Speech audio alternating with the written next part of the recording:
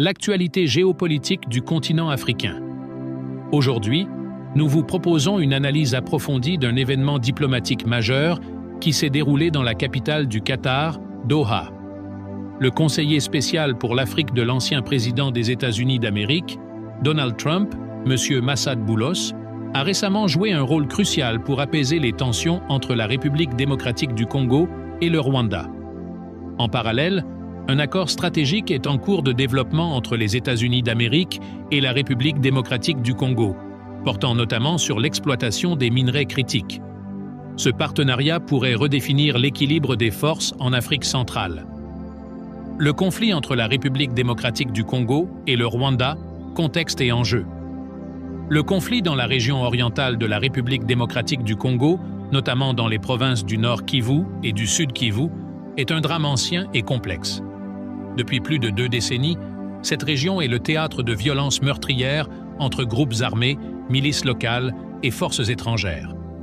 L'un des principaux acteurs de ce conflit est le mouvement du 23e mars, également connu sous le nom de M23, une rébellion armée accusée d'être soutenue militairement par le Rwanda.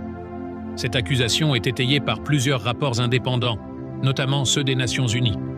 La République démocratique du Congo, sous la présidence de M. Félix-Antoine Tshisekedi Tshilombo, a à plusieurs reprises dénoncé cette ingérence rwandaise, accusant Kigali d'occupation militaire déguisée et d'exploitation illégale des ressources minières.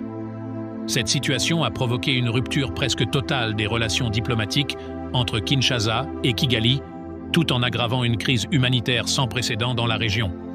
Des centaines de milliers de personnes ont été déplacées, vivant dans des conditions précaires. L'initiative diplomatique de Doha, une médiation cruciale. Face à l'échec relatif des précédents efforts de paix, notamment ceux du processus de Nairobi conduit par le Kenya et ceux de Luanda sous médiation angolaise, le Qatar a décidé d'intervenir en tant que facilitateur neutre. En mars de l'année 2025, les autorités qataries ont accueilli à Doha des délégations de la République démocratique du Congo et du Rwanda, sous l'égide de partenaires internationaux. Cette rencontre s'est conclue par un engagement mutuel en faveur d'un cessez-le-feu inconditionnel. Cependant, les divergences restaient nombreuses, notamment sur la question du désarmement des groupes rebelles, du retrait des troupes rwandaises du territoire congolais et de la restitution des zones occupées. La cacophonie diplomatique qui s'en est suivie a démontré l'absence de coordination entre les différents médiateurs africains et occidentaux.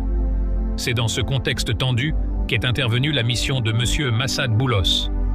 L'intervention de Massad Boulos, un tournant décisif. Massad Boulos, homme d'affaires et conseiller